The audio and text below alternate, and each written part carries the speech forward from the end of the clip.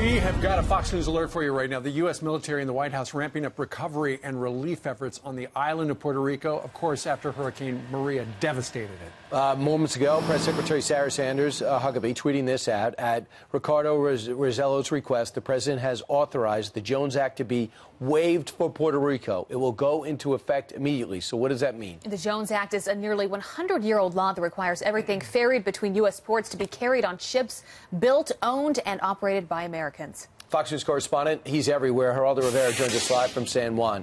Hey, Geraldo, what's happening today? What are the challenges today? First of all, bravo to the president for the suspension of the Jones Act. That can help get bulk relief in here, which is critically necessary. They need it on that kind of huge scale to help out what's happening. I'm standing in front of one of the zombie condos here that line the strip in San Juan.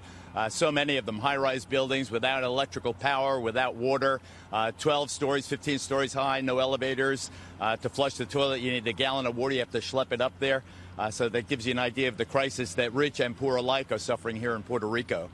The fleet is on the job. Our fleet, the SS Kearsarge, we flew out there, as I showed you yesterday, to show the Navy mustering to bring whatever they can bear, the Navy and the United States Marines, whatever they can bear to help out the cause here. This hospital is one of the targets of the Navy concern. The Ryder Memorial Hospital in the important eastern town of Humacao, devastated. We toured it, absolutely devastated by Hurricane Maria, which followed Hurricane Irma. Here's how the ship's doctor's assistant, Lieutenant Bryson, assessed the damage at the hospital. The floor has still got about 2 inches of water, standing water, that's been there for about 4 days. There's evidence of mold on the ceiling and the walls. And we generally didn't want to stay in there longer than we had to, simply because it's not a healthy environment to stay in. There'd be no way they could see patients in there at this point. One of the real problems was the emergency generator was out, so a team of Seabees and U.S. Marines worked hard on that generator, that emergency generator, to get it going. Finally, they had some success. I can't even express the joy. It is, I'm speechless, except that I want to make sure that everybody who's listening to us knows how grateful, how thankful we are for everything, every person, every resource, everybody who we know are working around the clock to help us.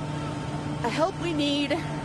We are getting up. We haven't closed our doors, and we just are so grateful. Thank you, thank you, thank you, America. The church was founded by the United Church of Christ 100 years ago. That's a good place for your generosity. Go to the church of your faith. The churches really are on the ground. They are honest, and you can donate through your church, and that'll help out here in Puerto Rico, this devastating crisis. All right, good advice. Geraldo, thank you very much. Joining us live from San Juan. And we know the president's going to be there on Tuesday.